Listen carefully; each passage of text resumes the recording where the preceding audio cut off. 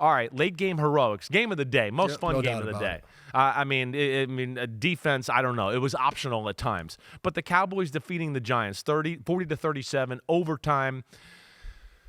I don't even know where to begin with this. I think first I'm going to start with the losing team in the fact that I thought, hey, we're hanging on by a thread with Russell Wilson. It's going to be Jackson Dart soon. We might see Jackson Dart start week 3 for Sunday Night Football, and that's going to be a fun storyline. Well, that got squashed because Russell Wilson, set records today as far as throwing the ball down the field. Looked as good as I've seen Russell Wilson look in a long, long time. Malik Neighbors. Right, they protected pretty well as the game went on. That was a big right. Part of hey, again, they wanted to stop the run. I know, but damn, it's going to be bombs away then if that's the case. Because if that's what they're opting for when they lose Micah Parsons, I don't know if that's the right way to go there. But the Giants 500 yards of total offense. That's insane. The Giants. I don't even know when the last time they've done that to a team. Again, I'm a Giant fan. I'm a historian too. I don't remember the Giants having an offensive explosion like this. Now, on the flip side, I think the disappointing is I expected more from the Giants D. I really did. I was just shocked with how many plays they let up throughout the day. And Dallas, that's one thing I'll give Dak Prescott and company is they don't back down. They keep going. They're used to that Dallas pressure. We're the Cowboys, and they just kept going. He kept firing, and he made a lot of big plays late in the football game. Yeah, you speak about the Giants' defense. The thing that sticks out to me right away, you look at the box score. Yeah. Even if you didn't watch any of the game, and you see Paulson Adebo has 13 tackles, and Drew Phillips has 11 tackles. That's right away, I don't like that. And then Okerke's in there, and then the fourth guy is Deonte Banks. I don't want my coverage guys leading my team in tackles. And I think right now for the Giants, they got after Dak a little bit. They got pressure. Yeah, they did. But it seems like we either get the sack and we cause some disruption from our pass rush, or we give up yards. Yeah. Right. And I think that is something that I thought that was the case last year with the Giants. And I was a little worried coming into this season that would be the same thing. And I think they have to figure out how can they use their scheme to fit more on what they have as a team. So I think right now with the Giants, it's kind of boom or bust. But how can we maybe keep everything in front of us, let the pass rush get there, and then let's be aggressive once the ball is in the air. Maybe interceptions. I'm interested to break them down a little bit because, even today, just watching a little bit, as good as they are up front, like you're explaining, I felt like it was a lot of 5-man pressures too. Yeah. Yep. And they shouldn't have to do that.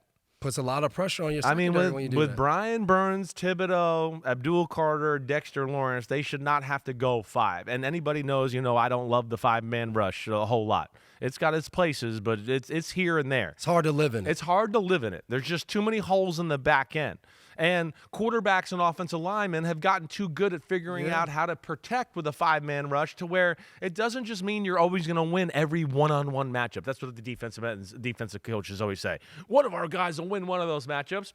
Well, you don't. Well, you don't have Micah Parsons and any superstars right now. Nobody's winning those kind of matchups there. I'm worried about Dallas's defense, though. That was atrocious. Down the end. I did expect more from that group there. Matt Eberflus going there, who I respect and I've always liked what he's done on the defensive side of the ball. But like we talked about, no pass rush. And then on top of that, DBs sitting flat-footed, looking in the backfield, and just letting Neighbors or Wan'Dale Robinson run by them on the regular all day long. Man, I'm looking at the next-gen stats. It says the Cowboys only played 2 snaps of man coverage. So when you get the ball, thrown over your head and you're in zone, I don't even somebody's know how that happens. Responsibility is to stay deep. So again, I'm right with you, and sometimes it's hard to have strong reactions on plays when we don't always get to see the all 22 and trying to see what the coverage is. But it felt like there was a few times the Cowboys are in cover 3 where you got your corner deep, a free safety, and your other corner. And the only thing you're not going to let the guy do is run by you outside. Yeah, right. And it felt like Diggs gave up 2 of them and Elam gave up 1. And Elam's was inexcusable because it's towards the end of the game where the only thing you can't do is let the ball over your head. So I'm sitting there, if I'm Eberflus and we sit here all week, I'll say all training camp, and we install these defenses, every time you install a defense, everybody has one main job. Maybe the defensive end, hey, in this defense, you got to set the edge. We need you on the edge. Hey, linebacker, you got to run down in the A-gap. Hey, free safety, you got to be the deep guy in the middle. In cover 3 to 2 corners, don't let anybody outside you or by you. And to watch that and to be broken down like that multiple times, and what I always look at is when a secondary gives up a play like that, who turns to who to start talking? Yeah, right. Because if it's a miscommunication, Sure. I might turn to you like, hey, I thought you were going to be there. Yeah. A bunch of those times, like, they kind of looked at each other and Like, nobody they said didn't seem to- anything. I And it was like, agree. we all know, Right. you know you were supposed to be back there, Yeah. and you blew the coverage. Right. And for Diggs, he can't play like that for this defense. With no Micah Parsons, they're counting on him to be the guy. And Micah Parsons said it, and going into Thursday night game, he said, I've always played with an all-pro corner. Yeah. You do the math on that. Yeah. I'm getting there. These guys are holding on and staying still because the ball's coming out fast. Yeah. And guess what, Dallas? He's not there no more. Yeah, he's not there anymore. They're going to have to change and no how they Deron play. Bland in the lineup, too, so that hurts. Kyrie Elam, like you said, has been disappointing. Giants found ways. One of the things I said to you before the game, I went, can the Giants throw the ball or call a play for anybody other than Malik Neighbors, right? Well, they proved me wrong on that one today. We don't have to, they Chris. Were spreading it out today. They went to Neighbors, but we had Wandale. We had a few plays from Darius Slayton that were good. Giants can't run the ball really. Ton of penalties in this football game. Yeah. Both teams sloppy that way.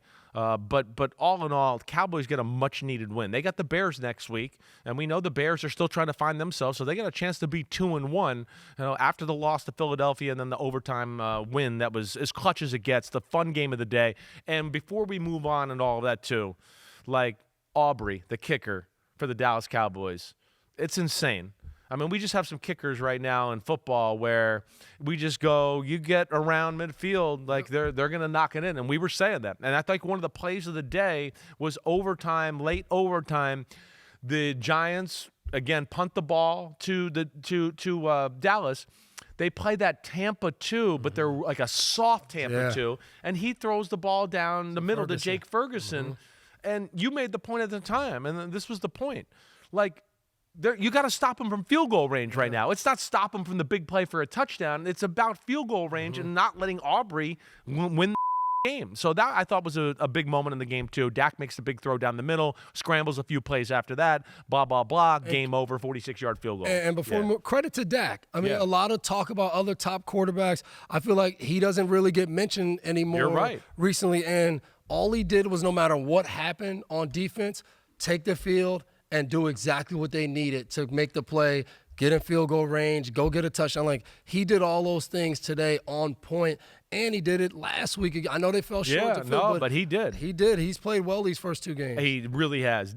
Looking like the old Dak. The thing I love about Dak is he could sit in the pocket, be fearless, and push the ball down the field. That's what I like about him. And no running game really to speak of, too, until maybe later in the game where Giants were so worried about stopping the pass. Javonte Williams hit a few runs and got it going that way. Good job, Dallas Cowboys. Dak Prescott, seriously, what you just said, you're right. Dak Prescott's been phenomenal. And I wondered about him. He was one of the guys I got on a little bit, and the Cowboys going, you're paying him to be the best player in football, and he ain't been that the last 2 years. So he's not that yet, but still, it was a damn good game. We know that. Yo, homies, it's time to watch some games. That's right. We're on to the NFL season here with Chris Simms Unbuttoned. Hit subscribe to get our weekly picks, Sunday night recaps after every game, and much, much more. Thanks for watching. Peace out, homies. Remember, subscribe. Peace out.